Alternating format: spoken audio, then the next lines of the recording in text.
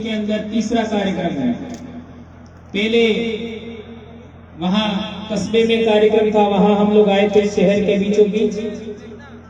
इसके बाद में कट्टीवाड़ा में आए थे और आज हमारा तीसरा कार्यक्रम जिसमें मैं आया हूं।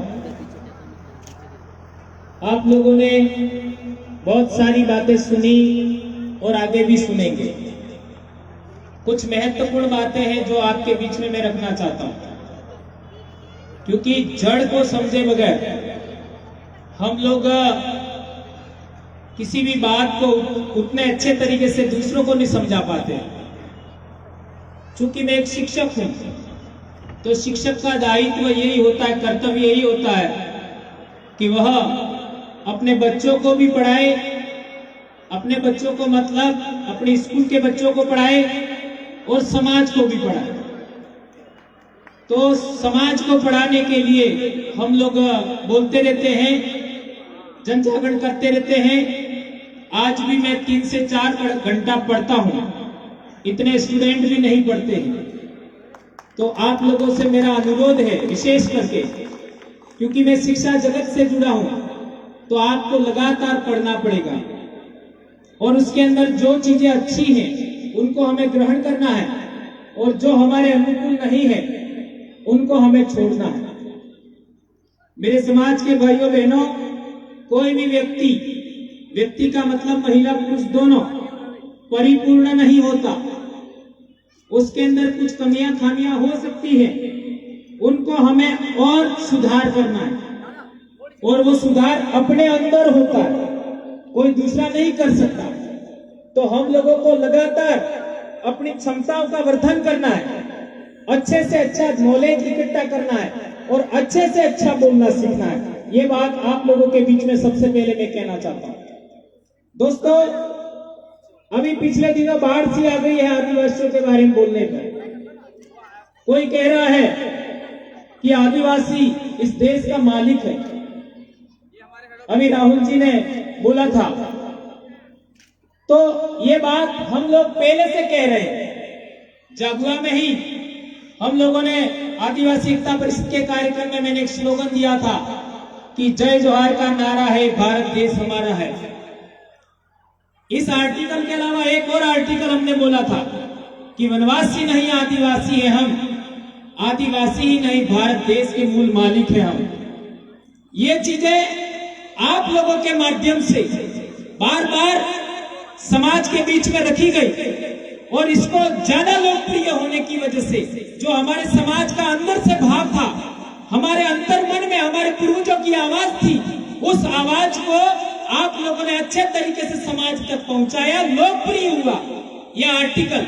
तो आज की तारीख में सबको बोलना पड़ रहा है, सभी बोल रहे हैं और एक दिन आएगा जो नहीं बोलते वो भी बोलेंगे।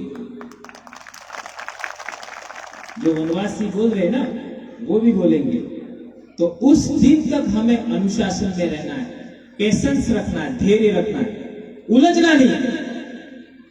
मैं बार बार कहता हूं, पिछली बार भी मैंने पाताल पानी में बोला था, भेद नीति की बात। हमें आदिवासी बनाम आदिवासी नहीं होना है। यदि आदिवासी आदिवासी से लड़ने लग गया तो दूसरे लोग कामयाब हो जाएंगे। ये बात ध्यान रखो। आदिवासी बनाम आदिवासी यदि हम हो गए तो दूसरे लोग कामयाब हो जाएंगे। तो क्या आप लोग दूसरों को कामयाब करना चाहते हो कि आदिवासियों को कामयाब करना चाहते हो? आदिवासियों को कामयाब करना चाहते हैं। तो हमें आदिवासी बनाम आदिवासी नहीं होना है, नंबर 1। दूसरी बात, आदिवासी क्या है? आदिवासी का जब डेफिनेशन पिछले दिनों राहुल जी ने भी बताई, क्या बताई? इस धरती में पहले रहने वाला मालिक, ये बात बताई थी। और हम पहले से जानते हैं कि आदिवासी का मतलब पहले से रहने वाला। लेकिन मेरा ये सवाल है, कब से रहने वाला? ये कोई नहीं बोलता। कब से रहने वाला? तो आप बताइए, कब से रहने वाला? भारत के अंदर एक बात चलती है, क्या चलती है कि अफ्रीका से भारत के अंदर 65,000 साल पहले लोग आए थे। तो क्या 65,000 साल पहले अफ्रीका से आए थे, क्या हम उनके वंश थे? ये बड़ा सवाल है, ये कोई नहीं बोलता है। तो आप लोगों का क्या मानना है कि 65,000 साल पहले जो अफ्रीका से लोग यहां आए थे, क्या हम उनके वंशज हैं? नहीं है, नहीं है। तो फिर आगे का क्या एविडेंस है, ये हमको जांचना पड़ेगा। अभी मध्य प्रदेश में नर्मदा घाटी में हथनोरा गांव में होशंगाबाद जो नर्मदापुरम कहते हैं, वहां पर जो इंसान की खोपड़ी मिली जिसको नर्मदा मानव कहते हैं, वो इस दुनिया में इस धरती पर सबसे पहले पुराने सबसे पहले इंसान का खोपड़ी है, जिसको कहते हैं होमिनिड। होमिनिड की खोपड़ी है, इंसान जैसा। तो वो किसका था, किसका था, किसके वंशज, किसके पूर्वज का था, ये समझना है। वो 65,000 साल से पहले का है। इसी तरीके से मध्य प्रदेश में ही नरसिंहपुर जिले में भीमबेटका, ये भीमबेटका शब्द भी हमारा नहीं, वहां पर जो इंसान ने चित्रकारी किया, शैल चित्र बनाए, वो भी 65,000 साल से पुराने हैं। वो किसने बनाए?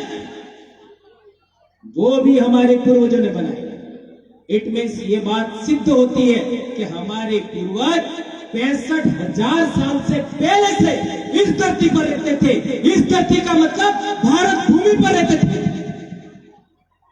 यही बात हमारे साबरमती एरिया, साबरमती नदी के इलाके में, हमारा राजस्थान में कोटड़ा लगता है और गुजरात के अंदर खेड़ ब्रह्मा इलाका लगता है, वहां पर भी ऐसे अवशेष मिले, उससे भी ये बात प्रमाणित हुई। तो अब दूसरी बात आई, 65,000 साल पहले लोग आए, वो कौन थे? ये जांच करने का विषय। मैं अभी इसके बारे में कुछ नहीं बोलूंगा। अब सवाल पैदा होता है कि सिंधु घाटी सभ्यता है, वो 3,500 साल पहले थी। कितना साल पहले? 3,500 साल पहले। इट मीन्स वो लाखों साल के बाद में लगातार इंसान विकसित होते होते होते होते सिंधु घाटी सभ्यता तक खेती बाड़ी और पशुपालन और नगरों का विकास हुआ। ध्यान रखिए, खेती बाड़ी, पशुपालन और नगरों का विकास हुआ।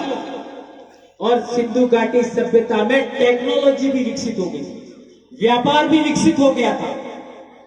उस जमाने में भी कई सारे लोग भारत में नहीं आए थे। वो कौन थे, ये जांचने का विषय।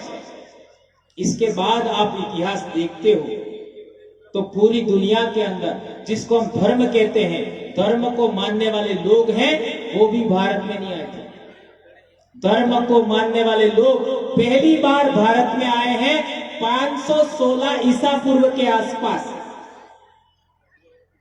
516 ईसा पूर्व के आसपास जो धर्म मानने वाले लोग हैं वो भारत में आए हैं, और हम उससे पहले रहते हैं, इसलिए हम धर्म पूर्वी संस्कृति को मानते हैं, ऐसा हम कहते हैं। तो 516 ईसा पूर्व और ये 2000, कितना साल हुआ? 2,500 साल पहले। 2,500 साल पहले धर्म को मानने वाले लोग भारत में आए थे। और वो कहां से आए थे? ईरान से आए थे। क्या प्रमाण है? तो ईरान में उस समय में जो हखामनी वंश था, वो दुनिया का सबसे पहला राजतंत्र था। राजतंत्र का मतलब होता है राजा का बेटा राजा, राजा का बेटा राजा, उसको कहते हैं राजतंत्र। वो राजतंत्र 2,500 साल पहले ईरान में पनपा था। उस वंश के राजा, एक तो साइरस और दूसरा दारा, जिसको डेरियस भी कहते हैं, वो भारत में आए थे। उनके शिलालेख पर जो वहां पर मिले 3 शिलालेख, इसको बेहिस्तून, नक्शे रुस्तम और पर्सिपोलिस कहते हैं, उस पर लिखा हुआ है प्रमाण है कि वो लोग भारत में आए थे।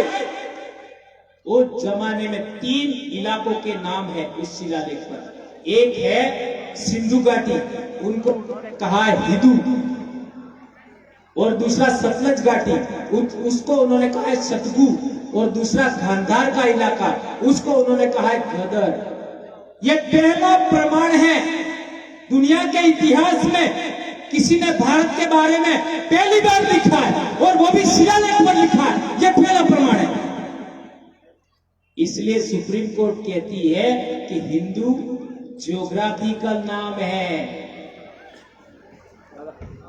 ये बात ध्यान रखनी होगी, ये सांस्कृतिक नेम है जी। ये सांस्कृतिक नाम है। अब सवाल पैदा होता है कि उसके बाद के अंदर, उसके बाद में हमारे देश में कौन आता है? सिकंदर आता है। सिकंदर के भी प्रमाण मिले हैं, उन लोगों ने लिखा है, उन लोगों ने लिखा है। और सिकंदर का ही सेनापति हुआ करता था सेल्यूकस, उसका राजदूत था मेगस्थनीस, उसने भी किताब लिखा इंडिका, उसके अंदर भी लिखा हुआ। उसके बाद में आप देखेंगे भारत के अंदर तो आते हैं आपके इंडो ग्रीक लोग, इसके बाद शक लोग आते हैं, इसके बाद पेलम लोग आते हैं, इसके बाद में कुषाण लोग आते हैं, इसके